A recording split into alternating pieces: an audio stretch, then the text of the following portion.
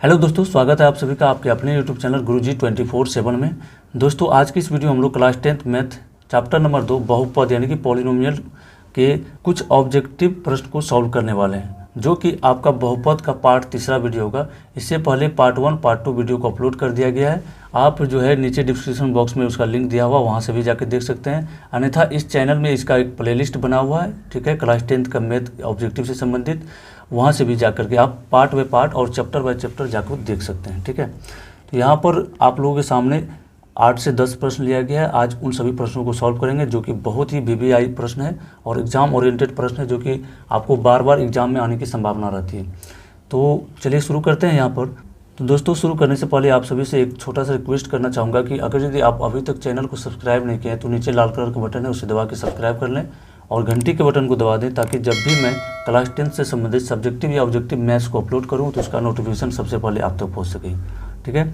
चलिए यहाँ पर जो पहला नंबर सवाल है हम लोग के सामने, कह रहा है कि p का मान जिसके लिए बहुपद x³ + 4x² - px + 8 पूर्णतः x - 2 से विभाज्य है। तो हम लोग को निकालना क्या है, यहाँ पर p का वैल्यू निकालना, बहुपद दिया हुआ। चलिए इसको समझते हैं कि इसको सॉल्व कैसे किया जाएगा। इसको सॉल्व करने के लिए सबसे पहले जिससे वो विभाज्य है उसको 0 के बराबर करेंगे, और जिसमें इसका जो मान निकालना p के, इसको इस बहुपद को भी क्या करेंगे, 0 के बराबर कर लेंगे। तो x³ सवाल है x³ + 4x², ठीक है, - px + में 8 बराबर क्या कर देना है, 0, और जिससे वो विभाज्य है उसको भी 0 के बराबर कर लेंगे, x - 2 = 0।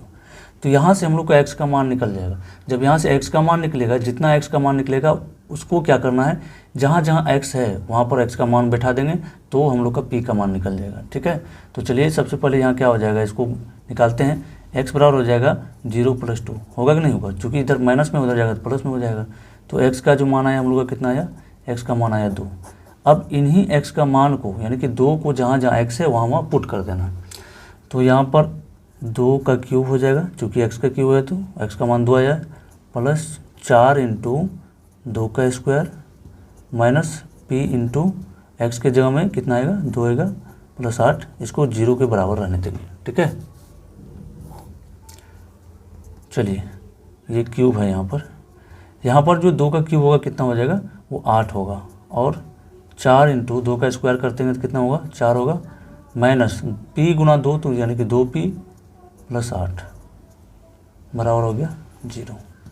एक स्टेप और आगे बढ़ा लेते हैं हम लोग। ये हो जाएगा 8 प्लस में 4 × 4 = 16 - 2p + 8 बराबर 0। देखिए यहाँ पर जो आपको संख्या है सभी को आपस में जोड़ लेंगे। जब संख्या को जोड़ेंगे तो 8 16 8 हो गया 24, 24 8 32, 32 - 2p = हो गया 0। उसके बाद -2p बराबर क्या हो जाएगा, तो ये 32 उधर जाएगा, 0 में से घट जाएगा तो -32 आएगा। माइनस माइनस इस पार उस पार कट जाएगा, और इस 2 से इसको काट लेंगे, 2 से जब काटेंगे तो 16, यानी कि p का जो मान आया हम लोग का कितना आया, p का मान आ गया 16। देख लेते हैं ऑप्शन में कौन सा ऑप्शन सही है इसका। p का मान डी नंबर ऑप्शन सही हो जाएगा, ठीक है।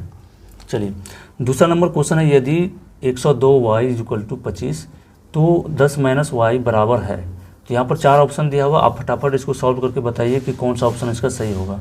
तो इसको बनाते हैं हम लोग, क्या होगा, क्वेश्चन हम लोग का है 2 नंबर में।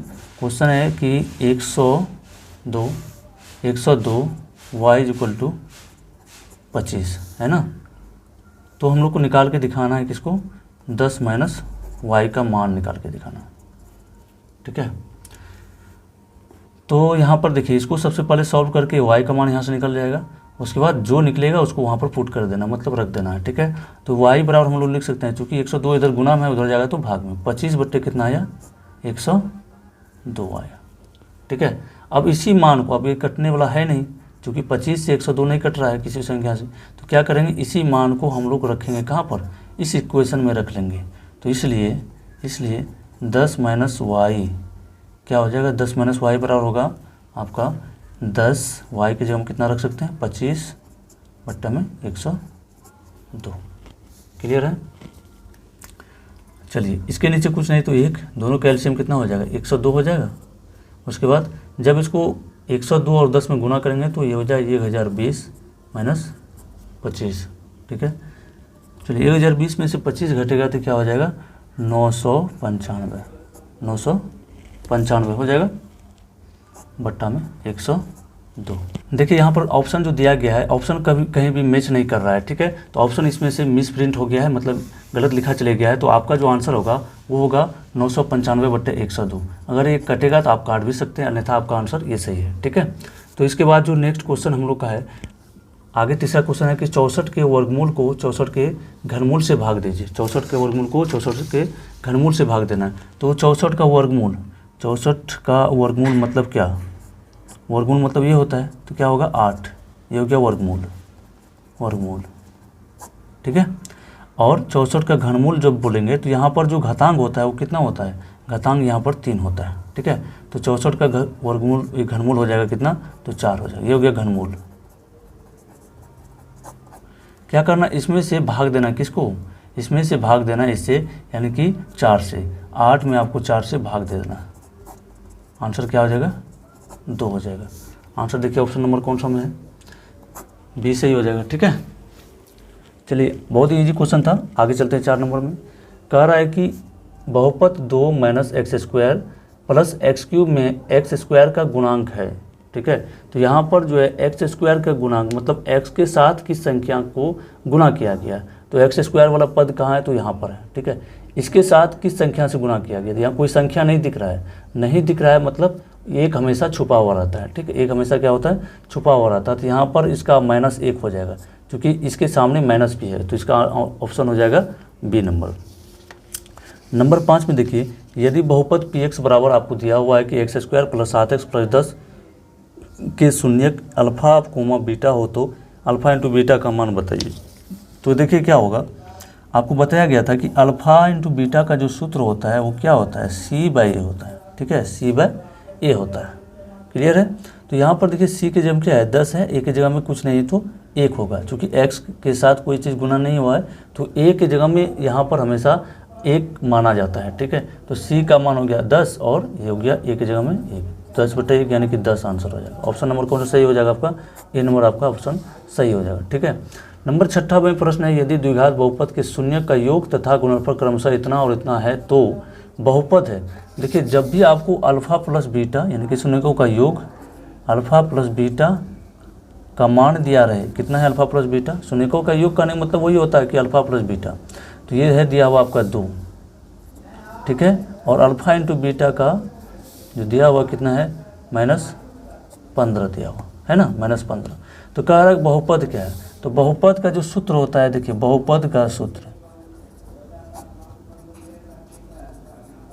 जब ये दिया रहेगा उस स्थिति में, ठीक है, जब ये चीज़ आपको दिया हुआ रहेगा उस स्थिति में बहुपद का सूत्र क्या होता है, इसका सूत्र होता है x square minus alpha plus beta into x plus में होता है alpha into beta, alpha into beta.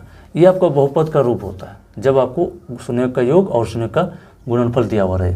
तो यहाँ हो जाएगा एक्स स्क्वायर माइनस में अल्फ़ा प्लस बीटा का मान देखिए कितना है, यहाँ पर 2 है, तो होगा -2x, एक्स को रहने देंगे, और प्लस में है alpha into beta, alpha into beta का कितना सूत्र कितना दिया हुआ मान वो है -15, तो -15, ये आपका समीकरण सही हो जाएगा, ये आपका बहुपद सही हो जाएगा। तो देखिए यहाँ पर कौन सा ऑप्शन में सही है, ऑप्शन नंबर आपका है यहाँ पर ऑप्शन नंबर बी में आपका ऑप्शन सही हो जाएगा, क्योंकि एक्स स्क्वायर -2x -15 बी में है, तो यहाँ पर भी वही आया है एक्स स्क्वायर -2x -15।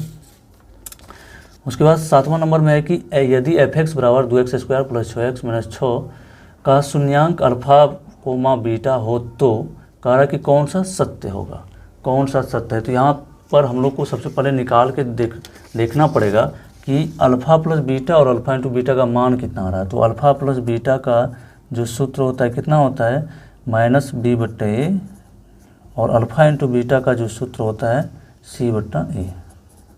तो चलिए बैठा देते हैं मान। तो देखिए -b यानी कि b की जगह में कितना है, तो 6 है, तो -6 हो जाएगा, और a की जगह में 2 है, तो इसको काट लीजिए, 2 3 6, तो मान आया इसका 3, किसका तो आया, यह आया अल्फ़ा प्लस बीटा का मान आया, कितना आया, तो -3 आया, ठीक है। अब देखिए अल्फ़ा इंटू बीटा का निकालना चाहेंगे तो क्या होगा, इसका सूत्र लिखा हुआ c/a, तो c का जो मान है उसी का मान है -6, और a का मान है कितना 2, ठीक है। इससे फिर वही कटेगा, 3 हो गया, तो यानी कि इसका भी मान आया कितना 3 है। देखिए दोनों कंडीशन में बराबर बराबर आ गया, मतलब अल्फा प्लस बीटा का भी मान वही -3 आया और अल्फा इंटू बीटा का भी मान वही आया -3। तो क्या कह सकते हैं इसको कह सकते हैं alpha plus beta is equal to, मतलब बराबर अल्फा इंटू बीटा। ये आपका सत्य होगा। तो कौन सा ऑप्शन में ये सही हो जाएगा? तो ये ऑप्शन नंबर आपका ए में है, ठीक है, ये नंबर ऑप्शन सही हो जाएगा। चलिए 8वां नंबर प्रश्न कह रहा है कि यदि द्विघात बहुपद इतना के शून्य का योग क्या होगा। द्विघात बहुपद इतना, द्विघात बहुपद, ये द्विघात बहुपद के रूप में नहीं है, लेकिन जब इसको तोड़ लेंगे, इसको गुना कर लेंगे तो ये द्विघात बहुपद के रूप में आ जाएगा। तो चलिए इसको बनाते हैं। यह है कि आप लोग का सवाल है 2 into x minus 5, 2 into sorry सवाल ये नहीं है, सवाल है x into 2x minus 5 minus 3 के शून्य का योग। तो सबसे पहले इसको द्विघात बहुपद बना लेंगे। द्विघात बहुपद बनाएंगे तो क्या करना पड़ेगा, इस ब्रैकेट को खोल करके इस x से गुना करना पड़ेगा। जब गुना करेंगे तो क्या होगा, 2 यहाँ x है, यहाँ 2x है, तो क्या 2x स्क्वायर माइनस इस x से 5 में गुना होगा तो 5x माइनस 3, ये आपका बहुपद आ गया। अब कह रहा है शून्यकों का योग, यानी कि अल्फा प्लस बीटा का मान निकाल, अल्फा प्लस बीटा का मान निकालना। क्या होता है सूत्र, फटाफट बताइए। सूत्र होता है -b/a, ठीक है, सूत्र होता है -b/a। तो b का जब मान आया है, यहाँ पर पहले से दिया हुआ है माइनस में कितना 5, तो -5 और यहाँ पर माइनस दिया हुआ पहले से। a का मान कितना है, a का मान है 2, यानी कि माइनस माइनस प्लस हो जाएगा तो 5/2। तो देख लीजिए कौन सा ऑप्शन सही होगा। तो डी नंबर ऑप्शन आपका बिल्कुल सही हो जाएगा, ठीक है।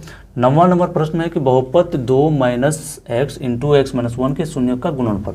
सेम आपको 8 नंबर की तरह है, उसको भी क्या करेंगे, सबसे पहले बहुपद बना लेंगे और इसमें पूछा गया गुणनफल, उसमें पूछा गया था योग। तो कोई दिक्कत नहीं, इसको बना लेते हैं। 2 minus x into x minus 1, यही है। तो इसको सबसे पहले बहुपद बना लेते हैं। 9 नंबर प्रश्न है ये। बहुपद बनाने के लिए क्या करना पड़ेगा, ब्रैकेट को खोलना पड़ेगा। तो जब खोलेंगे ब्रैकेट को क्या होगा, दोनों गुना होगा, x इंटू एक्स तो एक्स स्क्वायर और ये हो जाएगा -x। तो इसको सुधार लेते हैं। इसका जो रूप होता है बहुपद कैसे होता है, -x² हो जाएगा, -x और ये जो 2 में है प्लस का चिन्ह है 2 के सामने, ठीक है। तो क्या होगा, यहाँ कह रहा है गुणनफल, यानी कि अल्फा इंटू बीटा का मान हम लोग से पूछ रहा है। तो अल्फा इंटू बीटा का सूत्र होता है c/a। देखिए c की जगह में क्या है, c की जगह में है 2 बराबर 2 और a की जगह में क्या है, तो -1 होगा, चूँकि x² के सामने कोई संख्या नहीं है तो 1 होगा और उससे पहले क्या है माइनस लगा हुआ, तो माइनस लगा दो। ये हो जाएगा आपका ऊपर और नीचे में, ऊपर में लिया हुआ है कितना, ऊपर में दिया हुआ है आपको 2 और नीचे में -1, तो यह हो जाएगा -2 आंसर। देख लीजिए कौन सा ऑप्शन सही है, ये नंबर ऑप्शन आपका सही हो जाएगा, ठीक है। अब आखिरी सवाल है 10वां नंबर प्रश्न में कह रहा है यदि alpha into alpha comma beta बहुपद इतना के मूल हो तो 3 into alpha plus 3 into beta का मान बताइए। बहुत ही बेहद ही आसान सवाल ये भी है। आपका इक्वेशन दिया हुआ है 10 नंबर में। 10 नंबर में इक्वेशन है कि x² minus 4x plus 3 minus 4x plus में 3, ये इक्वेशन दिया हुआ है ना। तो कह रहा है कि 3 इंटू अल्फ़ा हम लोग को निकालना है, 3 into alpha plus 3 into beta का मान बताइए। तो कोई दिक्कत नहीं, सबसे पहले इसको ठीक कर लेंगे हम लोग। इसमें क्या होगा कि इसमें 3 कॉमन ले सकते हैं। जब 3 कॉमन लेंगे तो यहाँ बच जाएगा अल्फ़ा और यहाँ बच जाएगा बीटा। तो आप सभी को पता है कि अल्फ़ा प्लस बीटा का जो सूत्र होता है वो क्या होता है, अल्फ़ा प्लस बीटा का सूत्र होता है -b/a होता है। तो यहाँ पर देखिए b की जगह में क्या है बाबू, b की जगह में आपको दिया हुआ है, b की जगह में आपको दिया हुआ है -4 ये गुना में है और a की जगह में है 1, ठीक है, a की जगह में 1 है।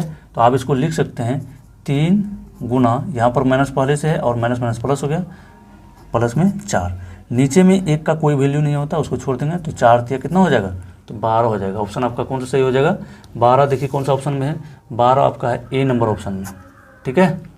तो इस तरीके से आज के इस वीडियो हम लोग 10 प्रश्न को सॉल्व किए हैं।